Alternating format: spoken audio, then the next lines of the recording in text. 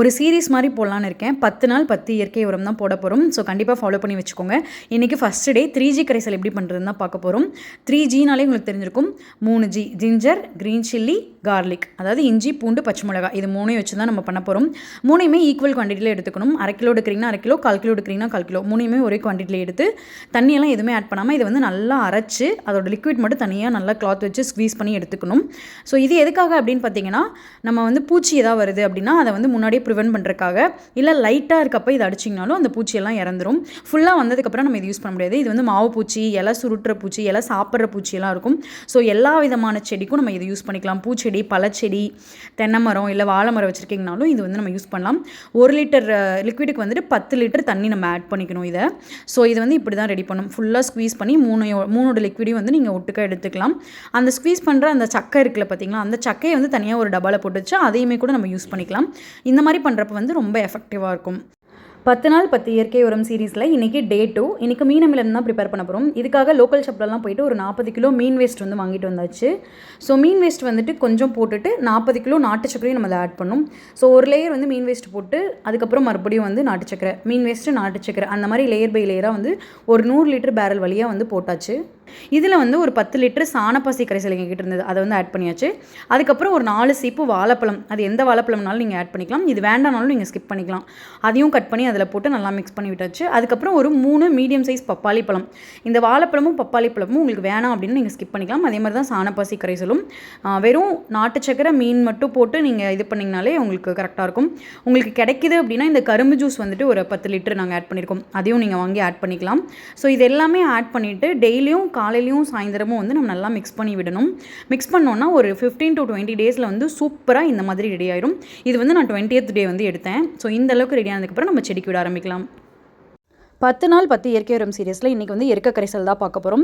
எருக்கந்தலை இது வந்து ரோட்டோரத்தில் தேவையில்லாமல் முளைச்சி கிடக்கும். இந்த மாதிரி வேஸ்ட்டாக இருக்க தலையை பெஸ்ட்டான உரமாக வந்து நம்ம மாற்ற போகிறோம். இன்றைக்கி நாங்கள் வந்து எங்கள் தோட்டத்துக்கிட்ட அப்புறம் ஏரி ஓரத்துலலாம் இருந்துச்சு, அதை எல்லாமே கட் பண்ணி எடுத்தாச்சு. தண்டோடு தான் கட் பண்ணியிருந்தோம்.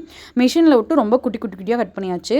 கட் பண்ணிவிட்டு பார்த்திங்கன்னா ஒரு 40 கிலோ வந்துச்சு. இந்த 40 கிலோவை ஒரு 100 லிட்டர் பேரலில் வந்து ஃபஸ்ட்டு கொட்டிட்டு இந்த 40 கிலோ எருக்கந்தலையோட ஒரு 4 கிலோ சக்கரை வந்து நம்ம ஆட் பண்ணிக்கிறோம். நாட்டு சக்கரை 10 கிலோ எருக்கந்தலைக்கு 1 கிலோ நாட்டு சக்கரை கணக்கு.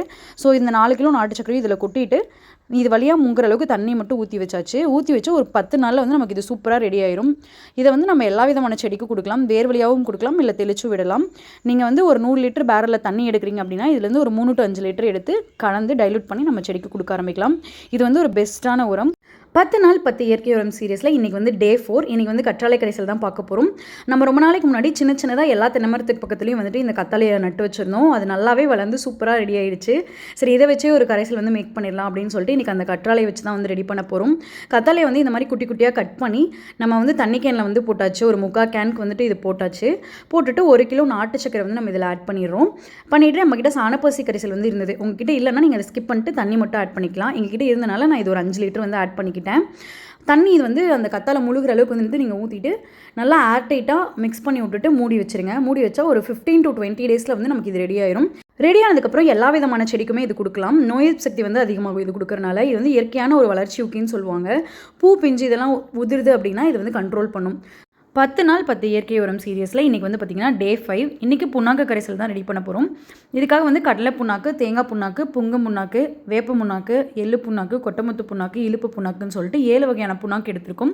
இது கூட நாட்டு சக்கரை, அதுக்கப்புறம் கிழங்கு மாவு, நவதானிய மாவு இதுவும் எடுத்திருக்கும். இதில் வந்து பார்த்திங்கன்னா கடலை புண்ணாக்கும் தேங்காய் புண்ணாக்கும் பார்த்திங்கன்னா 10 கிலோ, மீதி எல்லா புண்ணாக்குமே வந்துட்டு 3 கிலோ எடுத்திருக்கோம். எங்களுக்கு வந்து இந்த 7 புண்ணாக்கு மட்டும்தான் கிடச்சிது. உங்களுக்கு வந்து வேறு புண்ணாக்கு நிறையா கிடைக்குதுனால அதையும் எடுத்துக்கலாம். இல்லை இதில் வந்து ஒரு 2-3 தான் எங்களுக்கு கிடச்சிது அப்படின்னாலும் நம்ம ஒரு புண்ணாக்கு வச்சு கூட இந்த கரைசல் வந்து ரெடி பண்ண முடியும். ஒரு புண்ணாக்குக்கும் ஒரு பெனிஃபிட்ஸ் இருக்குது. நம்ம எல்லாமே சேர்ந்து போடுறதுனால வந்துட்டு நமக்கு மிக்ஸ்டு பெனிஃபிட்ஸ் மாதிரி கிடைக்கும். முக்கியமாக பார்த்திங்கன்னா இந்த புண்ணாக்கில் வந்துட்டு NPK சத்து வந்து ரொம்ப அதிகமாக இருக்குது. அதாவது நைட்ரஜன், பாஸ்பரஸ், பொட்டாசியம் சத்து. ஸோ இது யூஸ் பண்ணுறதுனால வந்துட்டு நிறையா பூ வரக்கு வந்து ஹெல்ப் பண்ணும். பூ உதிர்வையும் இது கண்ட்ரோல் பண்ணும். 2வது காயோட கவுண்ட் வந்து ரொம்ப இன்க்ரீஸ் ஆகும். ஸோ நாட்டு சக்கரையும் 3 கிலோ ஆட் பண்ணிவிட்டு எங்கிட்ட வந்து சாணப்பாசி கரைசல் இருந்தது. அது வந்து ஒரு 20 லிட்டர் வந்து நாங்கள் ஆட் பண்ணுறோம். ஆட் பண்ணிவிட்டு தண்ணி வந்து ஒரு 3/4 ட்ரம் அளவு மட்டும் விட்டுக்கோங்க. வழியாக விட வேணாம், ஏன்னா இது நொதிச்சு வரப்போ பொங்கி வரும். ஸோ ஃபுல்லாக விட்டிங்கன்னா கீழே போகிறதுக்கு சான்ஸ் இருக்குது.